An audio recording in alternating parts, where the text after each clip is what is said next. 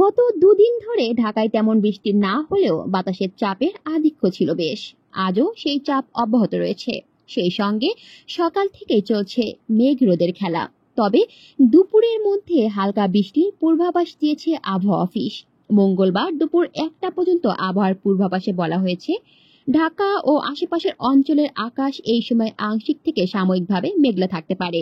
সেই সঙ্গে দক্ষিণ অথবা পূর্ব দক্ষিণ দিক থেকে ঘন্টায় 10 থেকে 15 কিলোমিটার বেগে বাতাস প্রবাহিত হতে পারে। সেই সঙ্গে ঝড়ের পর হালকা বৃষ্টি। গতকাল ঢাকায় সর্বোচ্চ তাপমাত্রা রেকর্ড করা হয়েছে 33.1 ডিগ্রি সেলসিয়াস।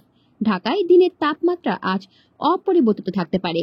এদিকে আজ সন্ধ্যা 6টা পর্যন্ত দেশের অভ্যন্তরীণ নদীবন্দরগুলোর জন্য আবহাওয়ার পূর্বাভাসে বলা হয়েছে, খুলনা, বরিশাল, পটুয়াখালী, নোয়াখালী, চট্টগ্রাম ও কক্সবাজার অঞ্চলের উপর দিয়ে পূর্ব অথবা দক্ষিণ পূর্ব দিক থেকে ঘন্টায় 45 থেকে 60 কিলোমিটার বেগে বৃষ্টি অথবা বজ্রসহ অস্থায়ী দমকা হাওয়া অথবা ঝড়ো হাওয়া বয়ে যেতে পারে। এসব এলাকার নদীবন্দরকে 1 নম্বর সতর্ক সংকেত দেখতে বলা হয়েছে। কলি শিকদার, বাংলা নিউজ নেটওয়ার্ক।